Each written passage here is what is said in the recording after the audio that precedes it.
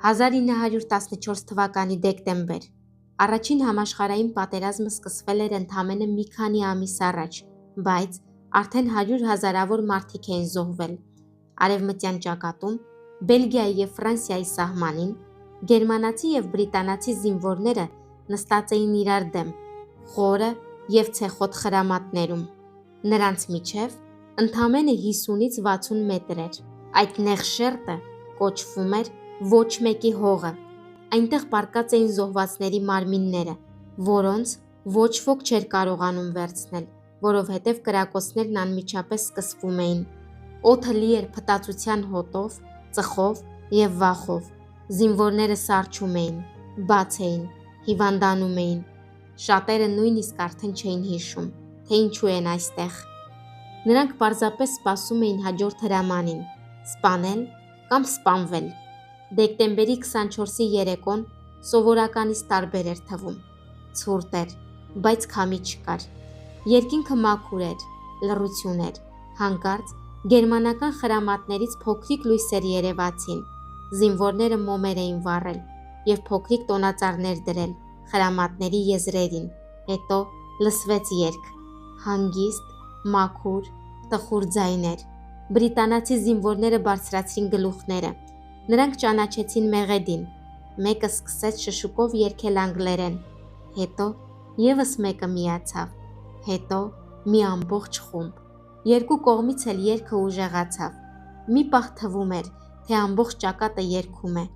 Երգն ավարտվելուց հետո լռություն տիրեց։ Հետո գերմանական կողմերից մի ձայն բարձրացավ. «Անգլիացիներ, մի կրակեք, մենք չենք կրակելու»։ Մի քանի վայրկյան անց բրիտանական խրամատից պատասխան եկավ. «Լավ, մենք էլ չենք կրակելու ձեզ վրա»։ Մեկը գերմանական կողմից դանդաղ բարձրացրեց գլուխը, հետո ևս մյուսը, հետո մի բրիտանացի։ Նրանք նայում էին իրար, զարմանքով և վախով։ Հետո մեկը դուրս եկավ խրամատից, ձեռքերը բարձրացրած, մյուս կողմից նույնպես մեկը դուրս եկավ։ Նրանք դանդաղ քայլեցին միմյանց ընդառաջ, ոչ մեկի հողի վրայով։ Երբ մոտեցան, կանգ առան։ Մի պահ լուռ նայեցին իրար, հետո մեկը ձեռք մեկնեց, մյուսը սեղմեց։ Այդ պահից ամեն ինչ փոխվեց։ Զինվորները սկսեցին դուրս գալ խրամատներից, տասնյակներով, հետո հարյուրներով։ Նրանք հանդիպում էին մեջտեղում, ձեռք էին սեղմում, ծխախոտ էին փոխանակում։ Ոմանք ցույց էին տալիս ընտանիքի լուսանկարները։ Մի գերմանացի հանեց գրպանից փոքրիկ շիշ, շնապս և հյուրասիրեց բրիտանացուն։ Մի բրիտանացի հանեց շոկոլադ և տվեց գերմանացուն։ Միտեղ զինվորները գտան դատարկ պահածո և սկսեցին ֆուտբոլ խաղալ։ Ծիծաղում էին, վազում էին։ Մի պահ մոռացել էին, որ մի քանի ժամ առաջ իրար էին սպանում։ Մի երիտասարդ գերմանացի զինվոր մոտեցավ մի բրիտանացու և գերմաներենով, հետո կոտրված անգլերենով ասաց. «Ես ունեմ կին և փոքրիկ աղջիկ, 3 տարեկան»։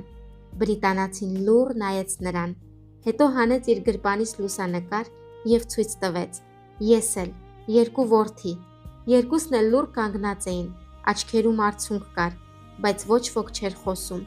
Այդ գիշեր շատ զինվորներ օգնեցին իրար թաղել զոհված ընկերներին։ Նրանք միասին փորում էին գերեզմաններ ոչ մեկի հողի վրա և կանգնում էին լուռ, գլուխները խոնարհած։ Լույսը բացվեց դանդաղ, արևը բարձրացավ։ Զինվորները դեռ կանգնած էին իրար կողք։ Ոմանք արդեն գիտեին, որ սա երկար չի տևի։ Իսկապես, առավոտյան հրամանատարները սկսեցին բարկանալ։ Հեռախոսներով հրամաններ էին գալիս. «Անմիջապես վերադարձեք խրամատներ, ով դուրս գա, կկրակվի»։ Զինվորները դանդաղ վերադարձան։ Ոմանք վերջին անգամ ձեռք սեղմեցին,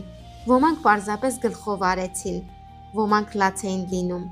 Մի բրիտանացի զինվոր հետագայում գրեց իր նամակում. «Ես չեմ կարողանում մոռանալ այդ գիշերը։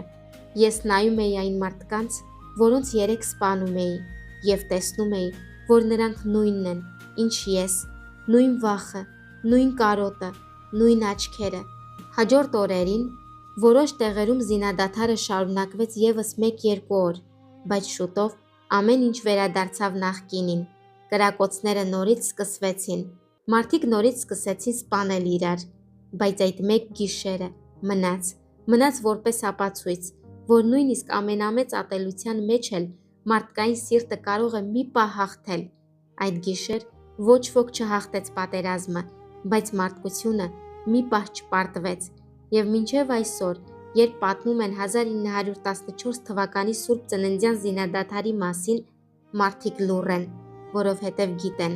դա պարզապես պատմություն չէր, դա հիշեցում էր, հիշեցում այն մասին, թե ովքեր ենք մենք իրականում, երբ հանում ենք համազգեստը եւ մնում ենք պարզապես մարդ։